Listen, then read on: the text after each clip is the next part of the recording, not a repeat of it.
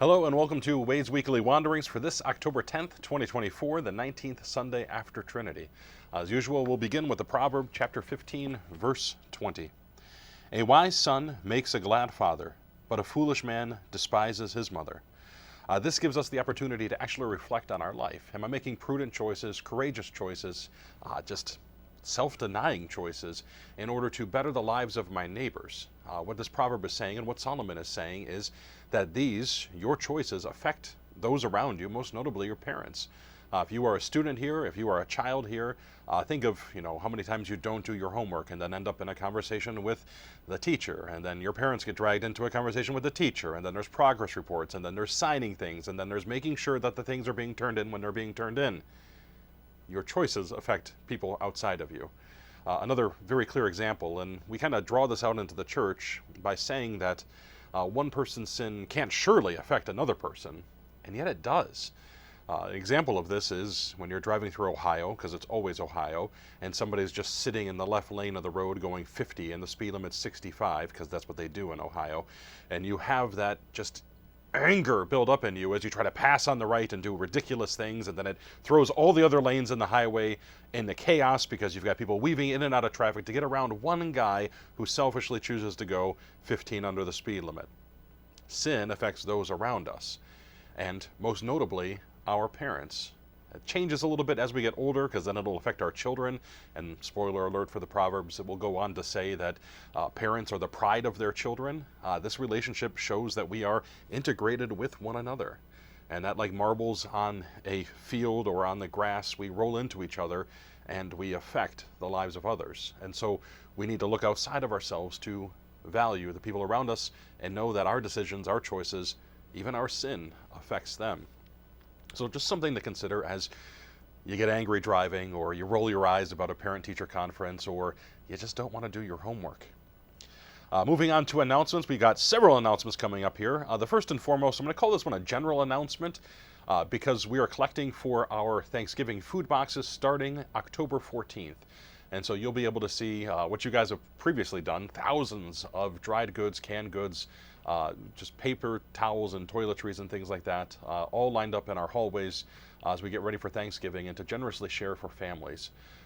With this announcement goes the reminder that our Thanksgiving food boxes go out to anyone we get a name for. So if you know a family that is struggling, or you know a family that could use just a boost this holiday season, or somebody that could use a care package that is further away, please let us know, and we will do our best to accommodate and care for them as we plan to package all these out and deliver these the week before Thanksgiving.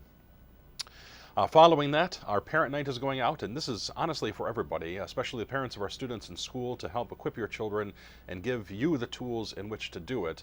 But this is open for the entirety of our community. So if you're a church member, or you're just in the area, or you stumbled upon this video, one, I'm sorry, but two, you are invited Tuesday on October 15th to do something a little bit more upbeat than has been the last couple of years.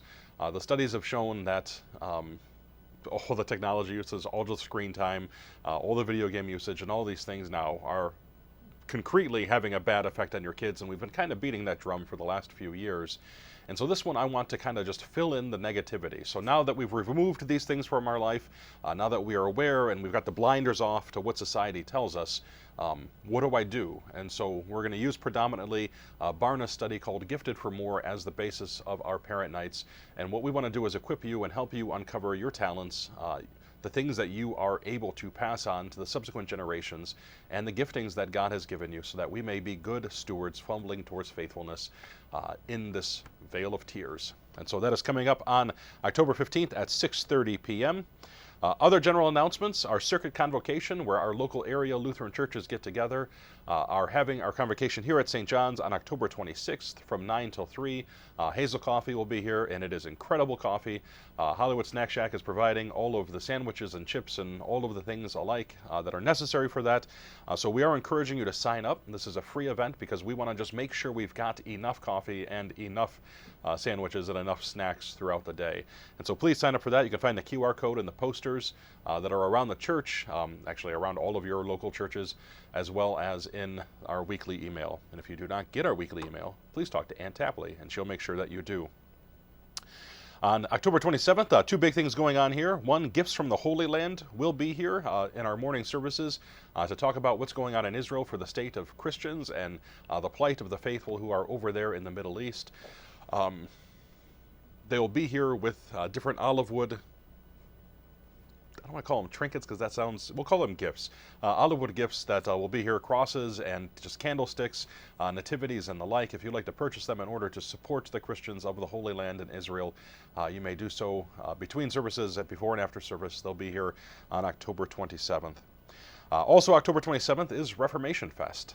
From 6 to 8 p.m., we'll have our trunk or treat. We'll have bounce houses, apple cider, and donuts, all sorts of stuff, kids running around in costumes here at St. John's from 6 to 8. If you'd like your car to set up for the trunk or treat, we're asking that you be here between 5 and 5:30 safely, so that way there are not excited kids racing through the parking lot, not paying attention at all as you try to come in and set up your car. So that is October 27th as well. And then, as always, first Friday of November is our potato pancake supper, and that is coming up on November 1st this year.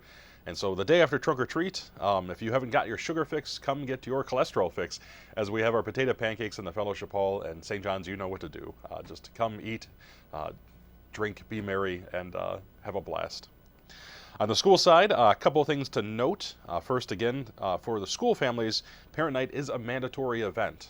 We want to be able to equip you and separate our community from the brokenness that is this world, and to reiterate why you send your kids to St. John's. We have a faith core, and we want you to have a faith core as well, as we build each other up and best be the stewards that God has made us to be.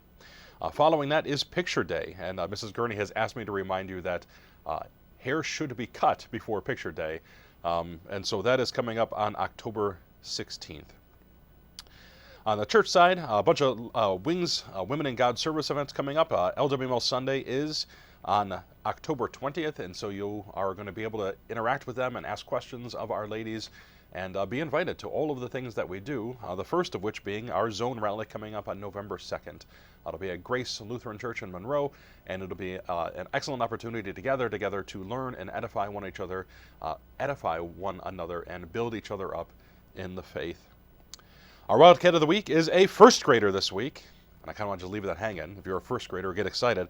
But it is Jack Forrest, who has been making huge improvements in class and in chapel, following along and aiding his friends.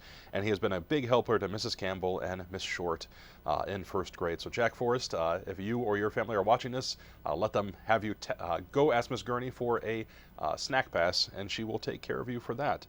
So thank you very much, Jack, for being an awesome example of a Wildcat here at St. John's. My last thought for today deals with adaptation, because you may have noticed sometimes Sauron's mask is over here, and I've got Gandalf's sword behind me, and that I'm a giant fan of The Lord of the Rings. And the Rings of Power adaptation has been hit or miss, but I found Season 2 to be very fruitful. But what I'm going to talk about is the adaptation itself. So we are big fans of adaptation, and we all grow up with an idea of what a father is, mother is, son or daughter is, brother or sister is. But you can adapt that to be better. I've been thinking about this, and Christina and I have been thinking about this, just things that our parents did, things that our grandparents did, that are just kind of like, why would they do this? Why were they so focused in on fingers on glass or something like this? And, when my kids grow up, I'm not going to let them touch glass at all, and then I find myself losing my mind over them touching glass or not folding a towel correctly and things like that. And kind of the ridiculousness of it. You as individuals can break the traditions that you find negative and pick up traditions that you find positive. And so if you grow up in a house that is kind of ambivalent towards the faith, but you know that it's important because that's how you're wired and that's how God created you, you can be the one to take the steps to start morning matins and evening vespers. You can be the ones to take up the task of ending a cycle of abuse, or picking up a cycle of encouragement, or just changing how you say things. And I remember one thing, it's because we always ran late as a family, and so that makes me obnoxiously try to be on time, which I'm mostly successful at. But there never felt like there was time. And one thing that I've tried to start doing with my children is to say, I've got the time. And so when, Dad, can we read a book? Dad, can we wrestle? Dad, can we, build towers or build a zoo out of mega blocks and things like that? My instinct is, well, I've got to do X, Y, and Z, and then we got to do A, B, and C, and then we need to plan for D, E, F, and the like. Or I can say, I've got the time, and take the 5 minutes to read a book, or take the 10 minutes to build a tower, or just run around outside for a minute. Recognizing that no one's going to look back at the end of their life and be like, man, I wish I could have worked more, or I wish I would have spent 10 more minutes on this Amos chapter 5 sermon. But the reflection is, man, I wish I would have thrown the ball one more time. Man, I wish I would have planted one more tomato plant and judged it harshly for not producing any tomatoes. And that's what I would encourage you to do.